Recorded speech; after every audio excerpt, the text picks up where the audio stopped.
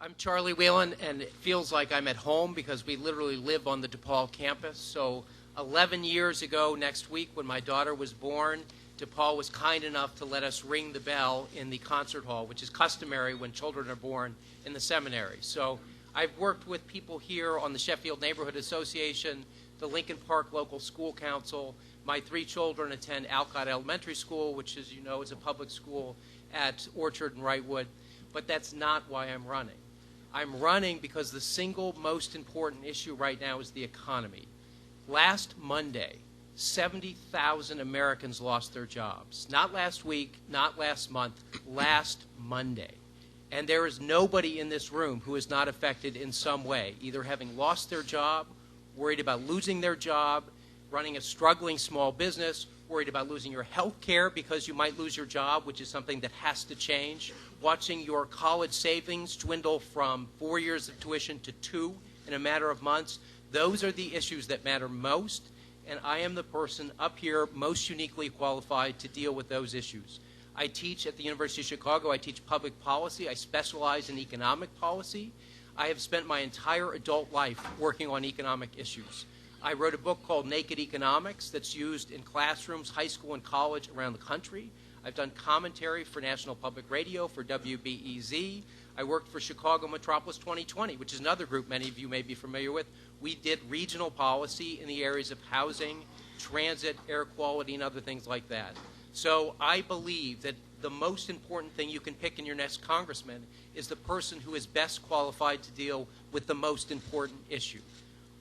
Now, let me address the topics that we were told to address. Let me start with the easy one. I believe in equal rights for all Americans, and yes, that absolutely includes gay marriage, full stop. Let me go to the most difficult one, which is health care. I support universal health care for all Americans. The richest country in the history of civilization ought to be able to provide health care for everybody living here. And I will finish with Oslo, which is kind of a quaint question given all of the ill will since those optimistic times when the Oslo Accords were signed. I support a two-state solution. I am also the person, again, up here in the best position to deal with it. I teach international policy at the University of Chicago. I have been on the ground, not as a tourist, but talking to diplomats, members of the government, journalists, and NGOs in Tel Aviv, Jerusalem, Cairo, Ramallah in the West Bank, where we met with the Palestinian Authority, inside the Israeli Ministry of Foreign Affairs, in Kuwait, Beirut, and in Turkey. Beirut and Turkey were just in December. So again, if you think these things are important, choose the person who has the best capacity to deal with them going forward. This is no time to hire from within. We need to kind of look ahead, pick the person who fits the profile of what Congress must deal with. Thank you. Thank you, everybody, for coming out. My name is Roger Thompson. I was born and raised in the 5th Congressional District. I live in North Center with my wife and 3 kids, and I work in North Center. I threw my hat in the ring because I was fed up with all the corrupt politicians that have been in the media lately, and think that I speak a true voice of the people that live in the 5th Congressional District. Not only was I born and raised and seen how all these neighborhoods have changed from Lakeview, Roscoe Village, North Center to Portage Park to where they're at right now.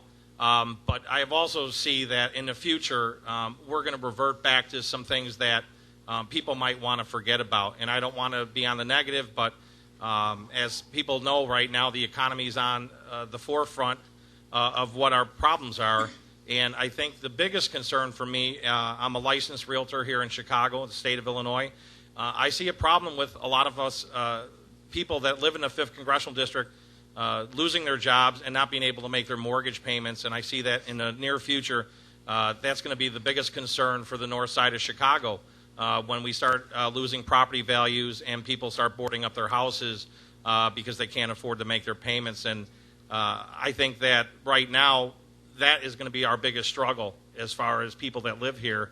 And I'd like to go and represent the people of the 5th Congressional District. I'm going through a lot of those challenges that everybody else is going through, raising a family, making sure that we can provide for our children and, paying the bills on time and stuff like that. It's going to be a struggle here in the next few years, and I think that what we need now is not anybody that writes books or has been in the political arena before. We need true representation. somebody that's willing to go toe-to-toe for the people, somebody that's willing to stand up for everybody's rights. Regarding the questions that we were asked to talk about, I'm for health care for all Americans. We deserve it. We are the wealthiest nation in the world, and we have some serious issues that we have to address. I think the Obama administration's plan is going to help. We need to fix that system as quickly as possible. Certainly, now that more and more people are becoming unemployed and will not be able to afford their COBRA plans. As far as gay marriage, I have quite a few gay and lesbian friends, and I'm all for it. There is something that has to happen now, not later, and it could be very easily resolved with our vote for the right candidate. As far as the Oslo Accords are, that was written in the early 90s, and I don't think we finished the plan. I think Israel has a right to protect itself. I believe in a two-state system, but I'm telling you that those plans were not finished. They went halfway through, and I think with the new administration and leadership and hearing from the people that live in the 5th Congressional District, we can voice our opinions and hopefully get that resolved with diplomacy and get that resolved as soon as possible. Thank you. Thank you. Thank you, everyone. It's interesting listening to the discussion so far because for 2 years the discussion was about change. Candidates crisscrossed this country talking about change. Some went back and forth on how much of a maverick they were, but it was about change. An economy putting families in crisis, not able to put food on the table, a war that was unnecessary, bad policies on the environment and choice. And what was interesting at the end, the candidate who won was the one most able to persuade the public that change would happen if he was elected. I was very proud to be a delegate for that man in Denver. But little has happened since that election to alter the critical need for change. Our economy is the worst it's been in generations, and people read of the scandal du jour in the newspapers. So if change was the issue, and change still is the issue, I think it's very fair to ask everyone at this podium, not what do you think about change or what you would do to move change forward, but what have you done for change when the battle was on the line and your own political career was at stake. Just quoting from some neutral sources, the Tribune said that no other public official worked harder than myself to reform the wasteful disgrace that was Cook County government. Still is. The Sun-Times said that I am somebody who advanced good government ideas and maintained my independence and battled for my beliefs. And the Windy City Times said that few elected officials make good on difficult campaign promises with the sense of commitment that I did in my 10 years as a Cook County Commissioner. Respectfully, I am the candidate who has been the greatest catalyst for change in the state of Illinois. President Obama has argued for transparency and accountability in the stimulus and TARP packages. I fought for transparency and accountability in our tax appeal process and our ethics disclosure, and more accountability is needed than ever before as banks are blowing our tax dollars on new jets and corporate bonuses. The President fought to and re-argued for reinventing, restructuring, and streamlining government. I wrote 8 reports just to do that. I was called by the Chicago Reader the greenest elected official in Illinois. I chaired Forrest Claypool's campaign for County Board President in 2006, and I am proud to be endorsed in this race by Forrest Claypool. I didn't back down when the going got tough, and that's how we passed Domestic Partnership Registry, and that's why I support gay marriage. I didn't back down the special interest groups that wanted our forest district land. I didn't back down against the Stroger administration on unpopular, inappropriate tax hikes that hurt working families.